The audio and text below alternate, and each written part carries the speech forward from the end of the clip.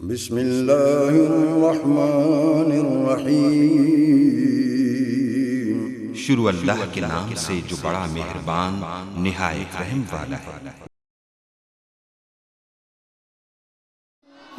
رب کو پیارے رب راضی ہے نانتے، ان رب کو پیارے رب راضی ہے نانتے، ایوین پیر چوم دے اسی اللہ والیاں دے، ان رب کو پیارے رب راضی ہے ناتے، ایوین پیر چوم دے اسی اللہ والیاں دے، ان رب کو پیارے خالق دی کل خدائی اے اناد بادشاہی، خالق دی کل خدائی اے اناد بادشاہی، جو چاو دے نہ کر دے اے دین دے سپاہی، جو چاو دے نہ کر دے سیئات اعمالنا من يهده الله فلا مضل له ومن يضلل فلا هادي له، ونشهد ان لا اله الا الله وحده لا شريك له، ونشهد ان سيدنا ومولانا محمدا عبده ورسوله الذي ارسله الله بالحق بشيرا ونذيرا وداعيا الى الله باذنه وسراجا منيرا، اشهد انه صلى الله تعالى عليه وسلم بلغ الرساله ونصح الامه وكشف الامه وجلى الظلمه وجاهد في سبيل الله وعبد ربه حتى اتاه اليقين، اللهم صل على محمد وعلى آل محمد صلاة تنجينا بها من جميع الأهوال والآفات وتبذلنا بها جميع الحاجات وتطهرنا بها من جميع السيئات وترفعنا بها أعلى الدرجات وتبلغنا بها أقصى الغايات من جميع الحياة في الحياة وبعد الممات، إنك على كل شيء قدير.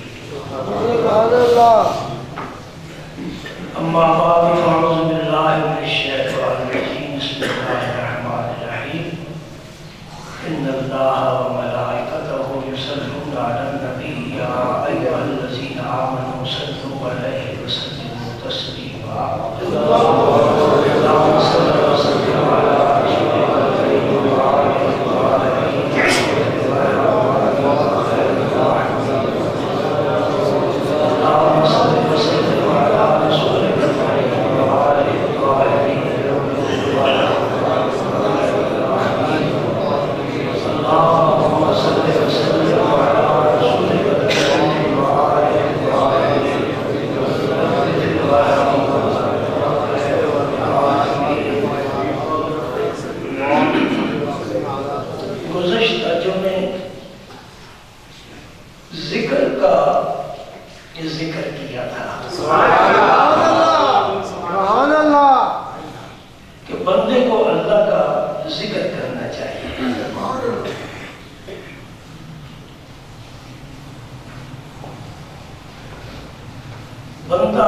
بندگی بغیر بندہ نہیں بن سکتا،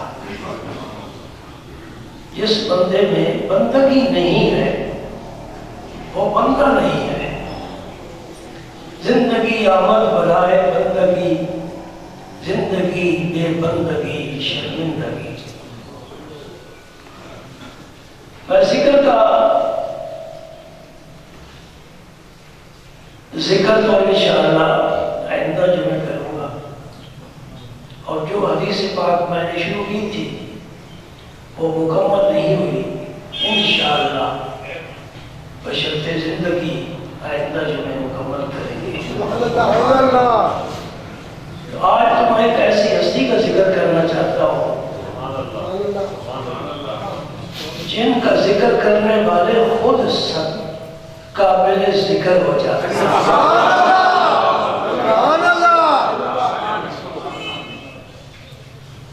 ان کا اسم مبارک ہے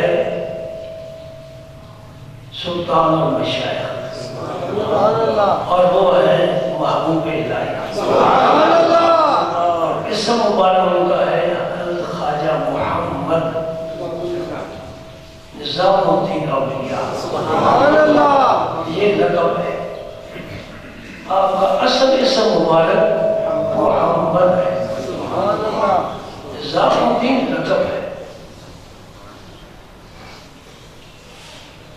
آپ کو دنیا سے پردہ فرمائے ہوئے تقریباً 800 سال ہو چکے ہیں، لیکن آج بھی آپ زندہ تابندہ پائندہ۔ آپ کا خاندان علمی روحانی خاندان، سید گھرانے سے تعلق آپ کا، بخاری سید بخارا سے آپ تشریف لائے۔ آپ کا خاندان، آپ کی ولادت باسعادت اس خطے پر ہوئی جس خطے میں ہم سانس لے رہے ہیں، اور ہماری یہ خوش قسمتی ہے۔ یہ خطہ بے مثال خطہ ہے، اس لیے کہ جنت سے جب اللہ تعالیٰ نے آدم علیہ السلام کو حکم دیا زمین پر اتر جاؤ، اسی خطے پر اترے، اور اس خطے پر بے شمار انبیاء کرام آئے۔ اسی وجہ سے یہ خطہ اولیاء کرام کا بھی مرکز ہے۔ بے شمار اولیاء کرام اس امت پاک کے اس سرزمین پر موجود ہے۔ چاند شہر ہے جو اولیاء کرام کا مرکز ہے، کیونکہ زیادہ تر بخارا جو اب روس کی ریاست ہے، بخارا سے اور ایران سے اولیاء کرام کے خاندان کے در منتقل ہوئے۔ حضور بابا فرید الدین گنج شکر کا خاندان بھی ایران سے آیا ہے۔ آپ فاروقی ہیں، عمر فاروقی اولاد سے، اور ایران میں بہت بڑا بادشاہ گزرا ہے، نوشہر عادل مشہور ہوا ہے، اس کا عدل دنیا میں مشہور ہے، اس کی اولاد میں سے آپ کا خاندان ہے۔ یہ پہلا شہر جو ہے نا ہمارے اس خطے کا، وہ اچ شریف ہے، وہاں سے داخل ہوتے تھے اولیاء کرام۔ پھر دوسرا شہر ہے ملتان شریف۔ ہم تو شریف ہی کہیں گے نا، ہم شریف لوگوں کے ماننے والے ہیں، شریف کے راجان کے نہیں، شریف خاندانوں سے۔ اور تیسرا شہر ہے لاہور شریف، داتا کی نگری، اور چوتھا شہر ہے دہلی شریف۔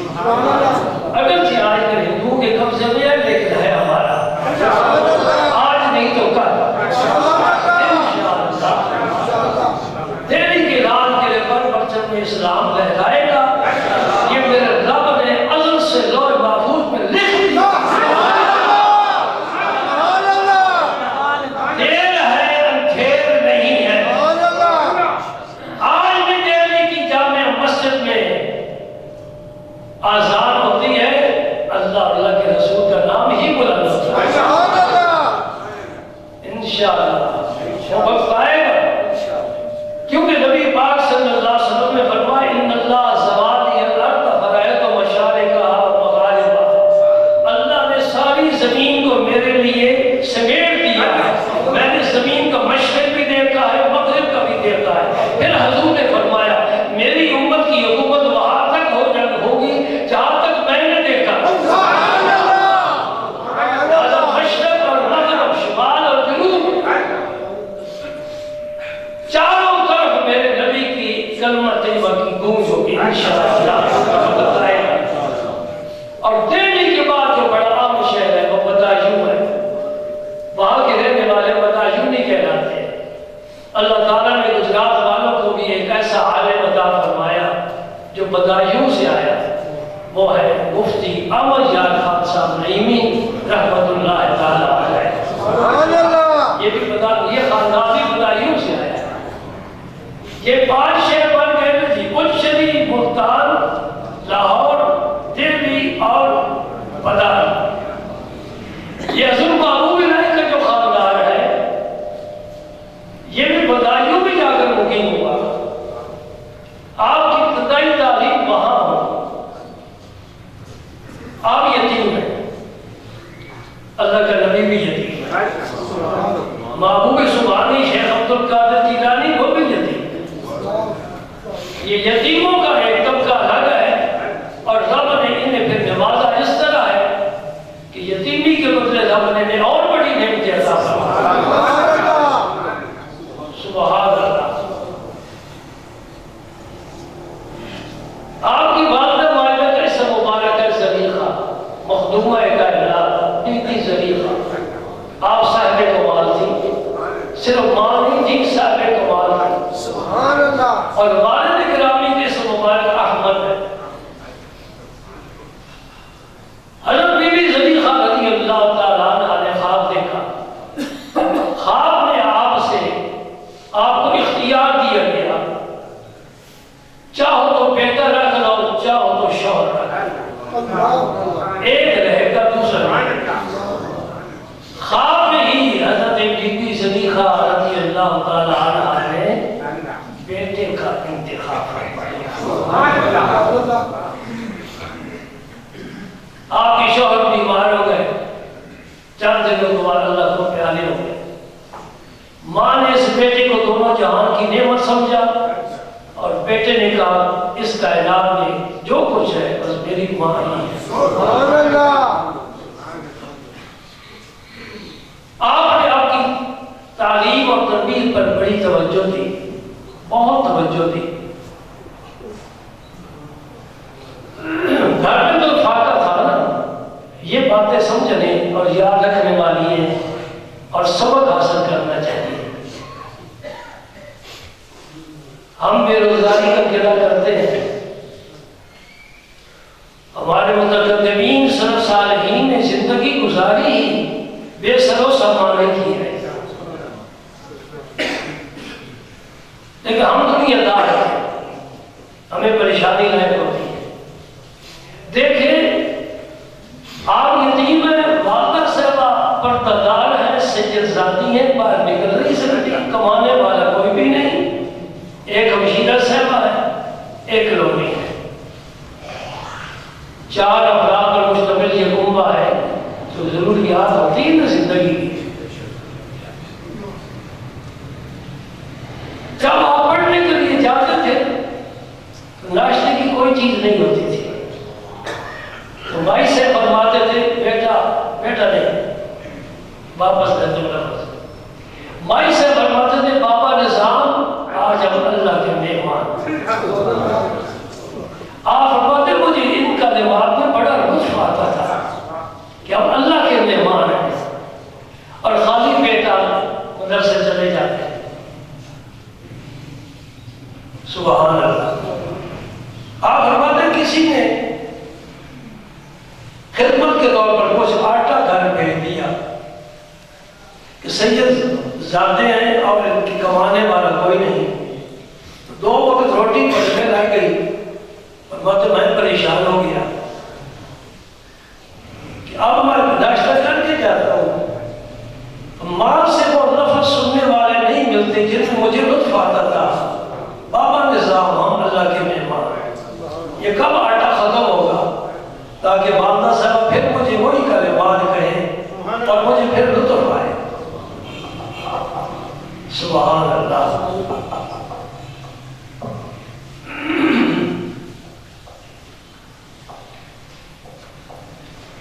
سردیوں کا موسم تھا، والدہ صاحب نے جو کتابوں میں لفظ آیا وہ ہے فرغل کہتے ہیں، جیکٹ جو تم پہنتے ہو، اس وقت تو گھر میں بناتے تھے روئی کی، والدہ صاحب نے وہ بنا کر پہنا دی کہ سردی کا موسم ہے، مدرسے جاتا ہے پڑھنے کے لیے۔ آپ مدرسے سے چھٹی کر کے واپس آ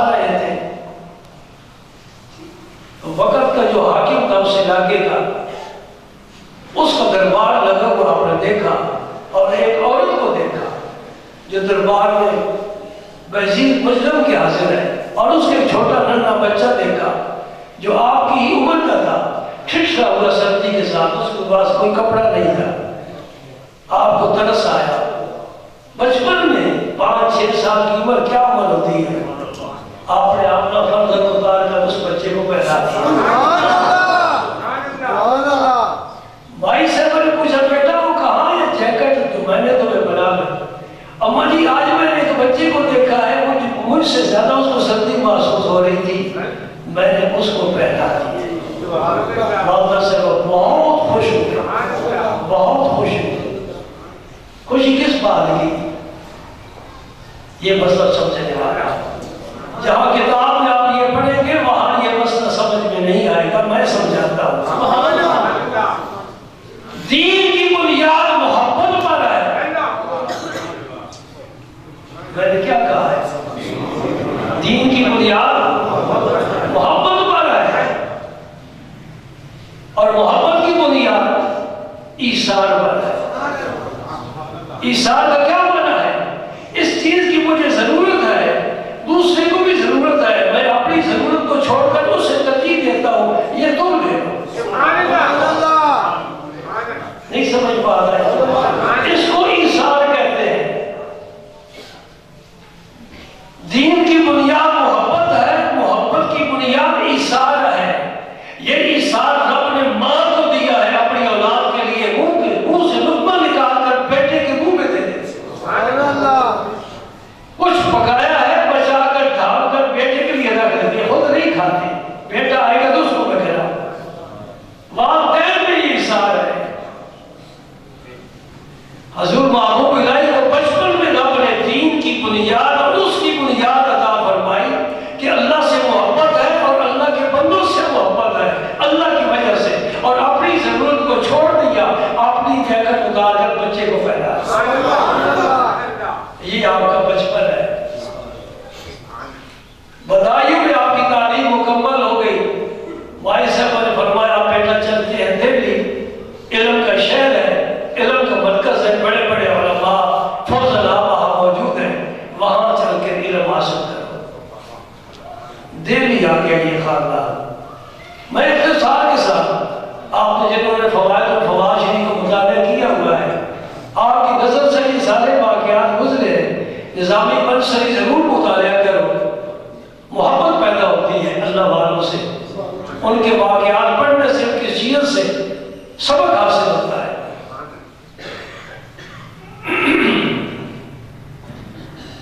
اپنے استاد کے پاس پڑھتے تھے تو ایک قوال آیا، ایک قوالی کرنے والا، لیکن یہ بھی میں تمہیں سمجھا دینا چاہتا ہوں، اس زمانے میں یہ سازوں کے ساتھ قوالی نہیں ہوتی تھی۔ جو قوال ہوتے تھے وہ صرف غزل پڑھتے تھے خوش رہانی کے ساتھ، اور یہی سوا کا معنی ہے، اور اسی معنی کو محبوب الہی نے بھی اپنایا ہے۔ جو کہتے ہیں کہ حضور محبوب الہی سوا فرمایا کرتے تھے، قاضی حمید الدین ناگوری سوا فرماتے تھے، تو یہ سوا کا معنی یہ نہیں ہے کہ ساز ہے، طبلے بج رہے ہیں، باجے ہیں، کوئی ناچ رہا ہے، کوئی یہ کر رہا ہے، وہ کر، یہ سب خلاف شرع کا ہے۔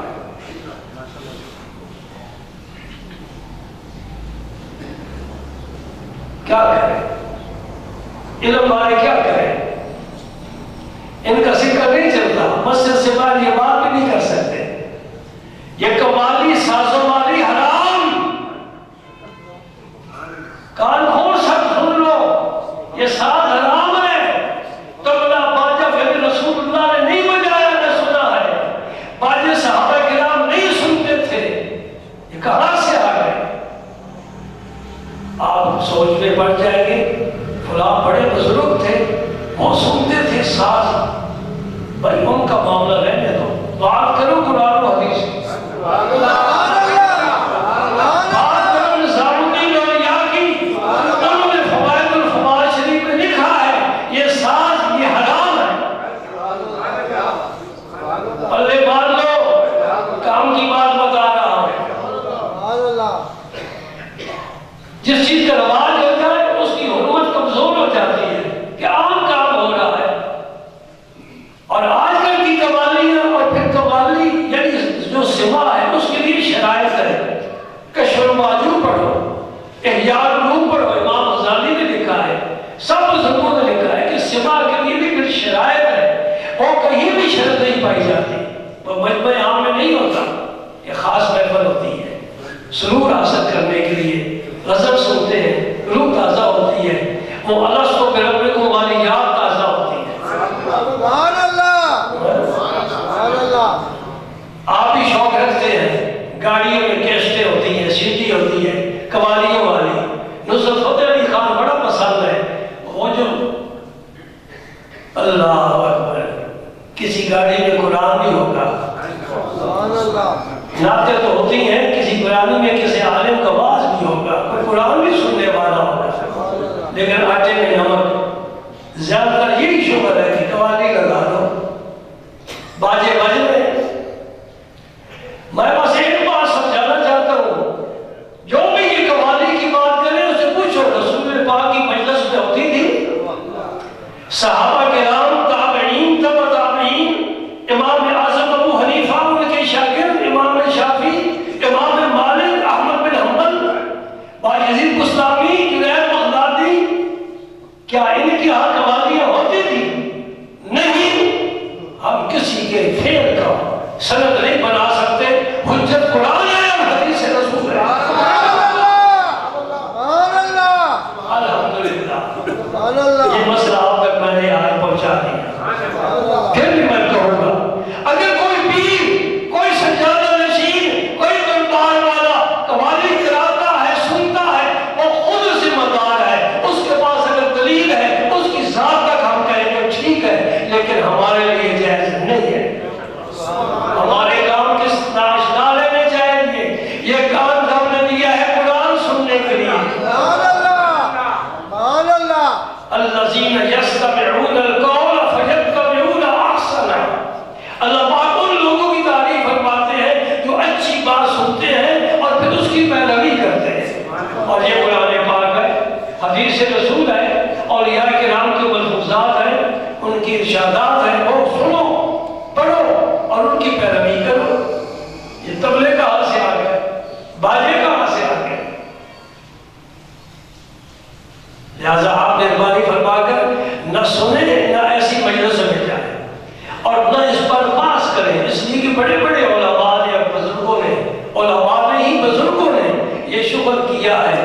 ان کے پاس دلیل ہے، وہ خود اپنے لیے حجت سمجھتے ہیں. ہمارے لیے حجت نہیں ہے، ہمارے لیے دلیل نہیں ہے. میں ایک مثال دیتا ہوں. یہ قاری صاحب میرے پاس بیٹھے، معاشرہ صحت مند ہے. میں تو دوائی کھاتا ہوں، میں نے کیپسول کھائے، میں کہا جی سر مجھے بھی دینا. کھائیں گے؟ دوائی بیمار کھاتا ہے، صحت مند نہیں کھاتا. صحت مند بیمار کو دیکھ کر دوائی نہیں کھائے گا، اور کہتا ہے بیماروں کے لیے ہے. اگر کوئی قوالی سنتا ہے، اس کا کوئی بہانی، اس کی اپنی منزل ہے، ہم اس میں دخل نہیں دیں گے. ہم کہتے ہیں ہمارے لیے یہ غذا نہیں ہے، ہمارے لیے قرآن و حدیث غذا ہے.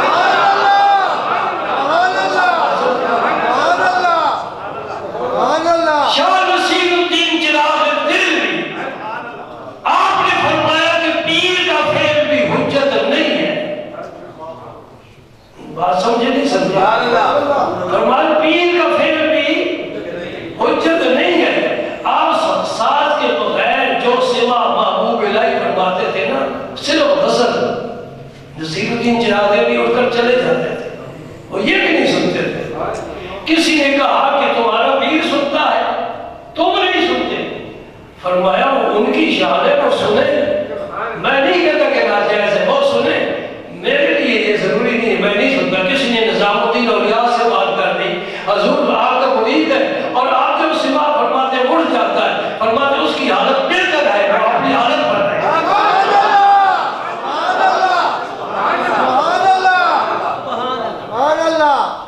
اور ایسا سما تو خدا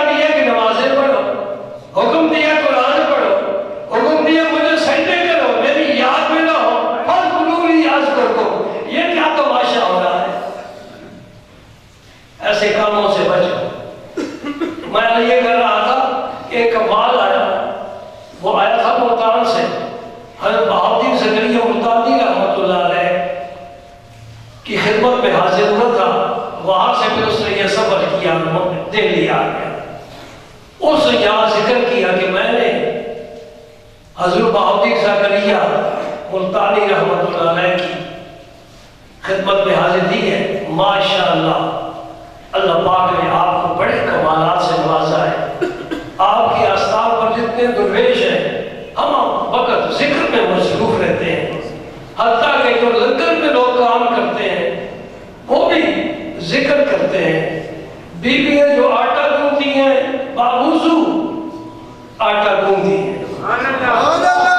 یہ طہارتیں گھر میں ہو تو شاید کوئی بچہ وقتوں والا پیدا ہو جائے. وہ مائیں کہاں گئی جو وضو کر کے بچے کو دودھ پلاتی تھی؟ وہ مائیں کہاں گئی جو لولی دیتی تھی اللہ کا نام لے کر اللہ اللہ اللہ؟ بچہ سو جاتا. آئے آئے دوستوں کا ہم نے سوچی کبھی نہیں. ہم نے بہت کچھ ضائع کر دیا ہے, بہت کچھ گوا دیا ہے, اور جو پا رہے ہیں یہ خیر نہیں ہے, یہ شر ہے. میری بچی ایم اے کر رہی ہے, میری بچی پڑھ گئی ہے تعلیم کے لیے, یہ شر ہے. خیر کیا ہے؟ سورہ نور پڑھے. سورہ نور جس میں عائشہ صدیقہ کی طہارت کا رب کا ذکر فرمایا, بچی کو پتہ چلے کہ پاک بیویاں کیسے ہوتی ہیں, ان کی سیرت کیسی ہوتی ہے. اور پھر انہوں نے فرماتے حضرت بابو پاک فرماتے میرے دل پر کوئی خاص اثر نہ ہوا.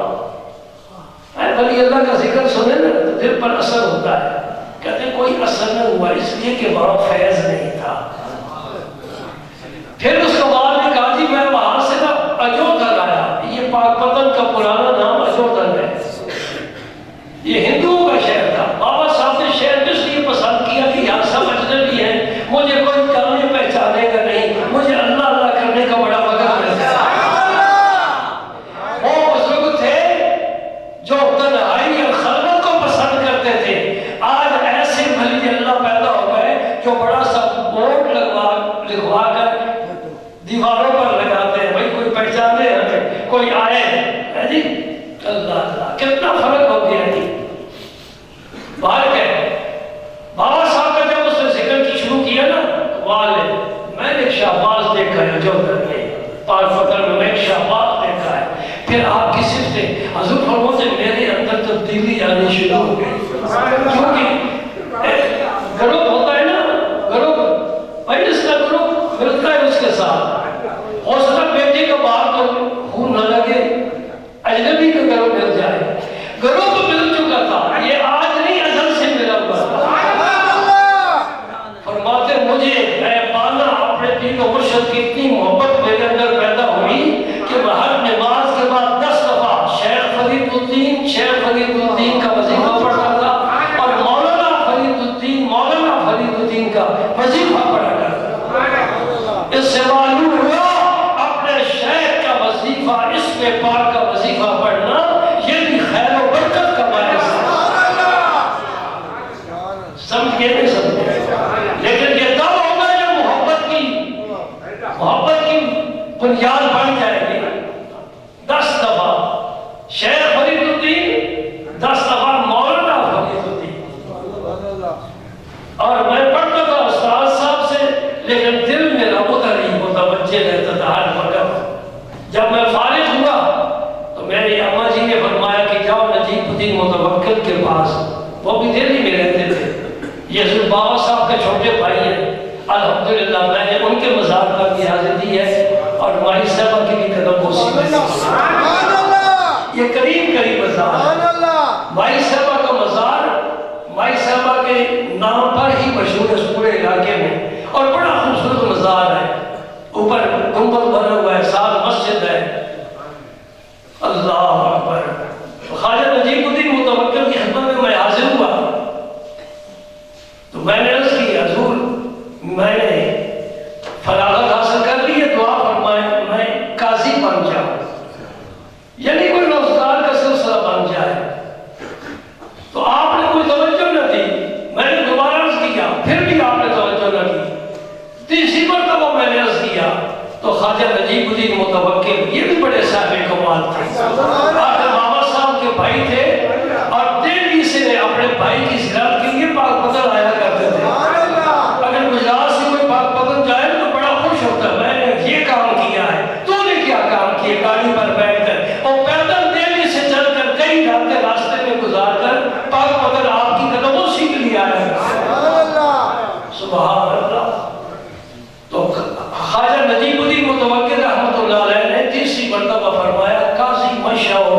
بشو نظام الدین قاضی نہ بنا، کوئی شہر بنا۔ یہ کیا منصب ہے؟ قاضی کا مطلب ہے چیف جسٹس۔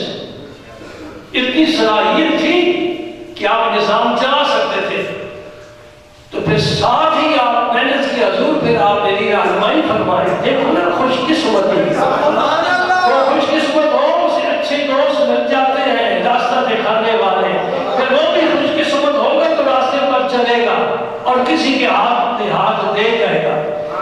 میں نے عرض کی حضور میری پھر رہنمائی فرمائے، تو آپ نے فرمایا تو میرے بھائی فرید الدین کے پاس جاؤ۔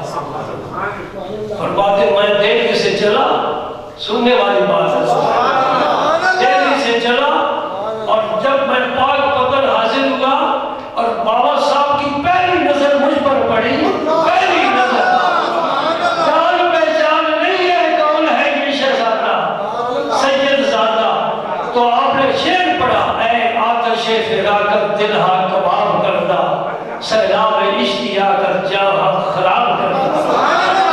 جس کا مفہوم یہ ہے نظام الدین تیرے انتظار میں تو میرا دل کباب ہو کر رہ گیا، بڑی دیر سے تو آیا ہے، قید ہو گئے۔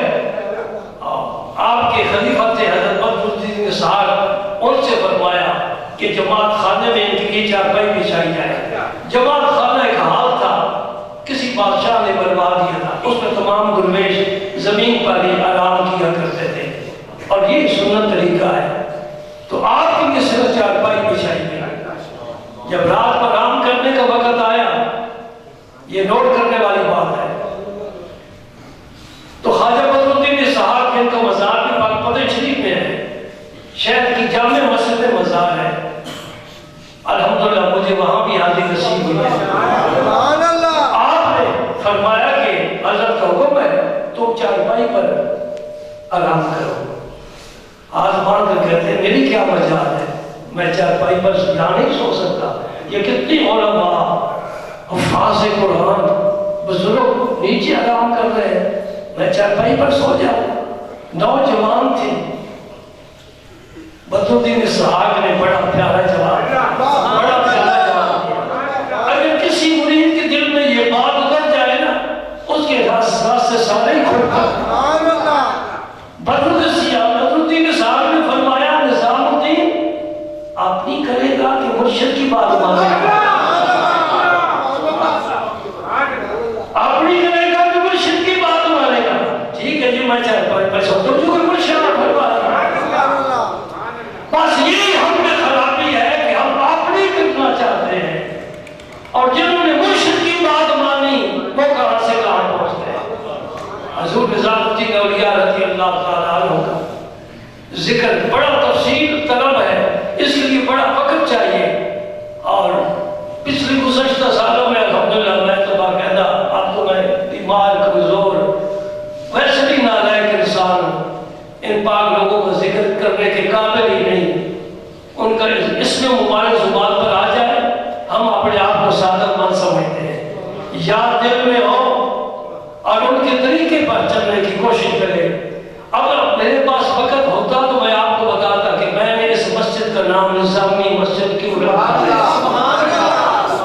یہاں ایک دفعہ تشریف لائے آستانہ عالیہ سیال شریف سے قبلہ کعبہ خواجہ فخر الدین صاحب رحمۃ اللہ علیہ، جو میرے پیر و مرشد حضور شیخ الاسلام کے چھوٹے بھائی ہیں۔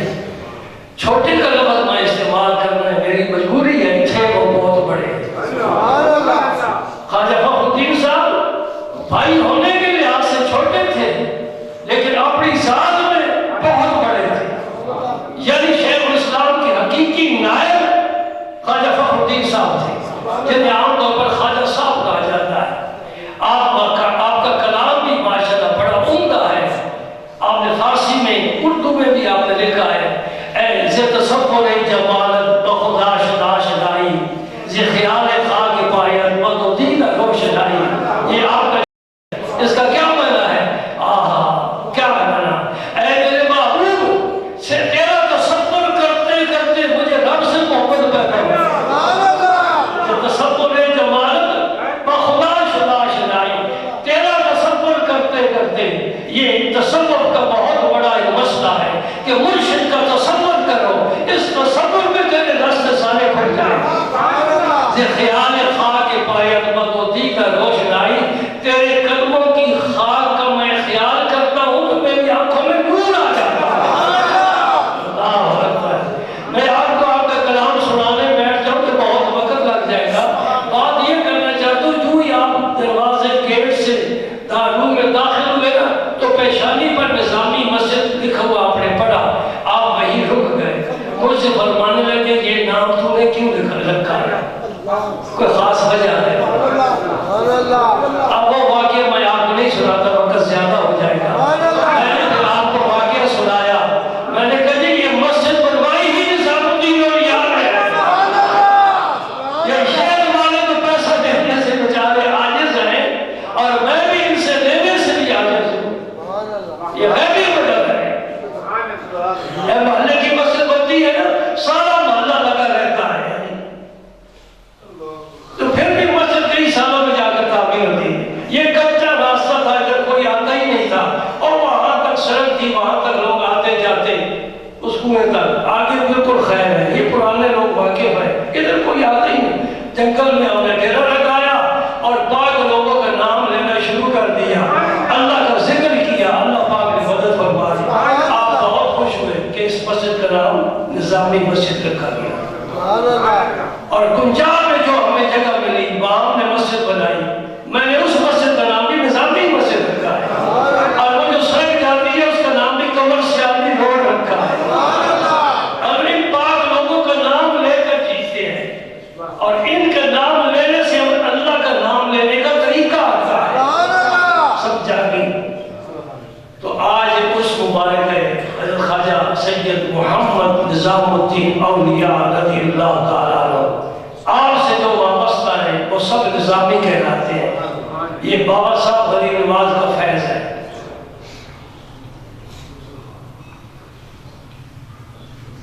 آپ کی تعلیمات سے اپنے سینے کو روشن کرنا یہ اب ہماری ذمہ داری ہے۔ بہت سے دوست بیٹھے ہیں جو نظامی ہیں، میں ان سے عرض کر رہا ہوں کہ یہ نسبت بہت اعلیٰ ہے، اس کی قدر کرنی چاہیے۔ سمجھ گئے؟ قدر کرنے کا کیا مطلب ہے کہ حضرت محبوب پاک کی تعلیمات پر عمل کرنا چاہیے۔ میں ایک صرف بات آپ کی اخلاق کی عرض کرتا ہوں، اس کے بعد نماز پڑھیں گے۔ آپ نے فوائد الفوائد شریف میں مطالعہ کیا ہوگا، ایک ہوتا ہے کال، ایک ہوتا ہے حال، پڑھ کر حال بن جائے انسان کا، اس پر عمل ہو۔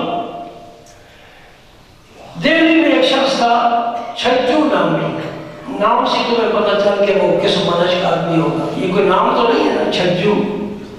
وہ آپ کو بہت ستاتا تھا، آپ برداشت کرتے تھے، آپ کے خلاف جو کچھ کہتا آپ کا کوئی تھا، آپ برداشت کرتے تھے، کبھی جواب نہیں دیا۔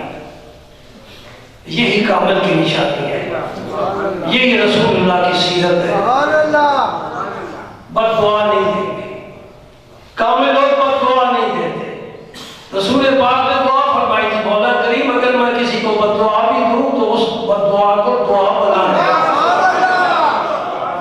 بھائی انتہائی اخلاق کی، وہ مر گیا، آپ اس کی قبر پر تشریف لے گئے، ہم نے تو اپنوں کو قبروں پر کبھی نہیں لگایا۔ دشمن بدخواہ اس کی قبر پر تشریف لے گئے، وہاں جا کر ہاتھ اٹھا دی اللہ کی جناب نے، مولا کریم میں نے اس کو معاف کیا، تو بھی معاف کر۔ بس یہ ایک سبق یاد ہو جائے تو پھر تو پکا نظامی بن جائے گا۔ جی کیا مطلب ہے اس کا؟ عفو درگزر کرنا، عفو درگزر کرنا، انتقام کی نہ سوچنا، بدلہ نہ لینا، سمجھے؟ یہ نظامی جو بھی ہوگا اس کی یہ پہچان ہوگی۔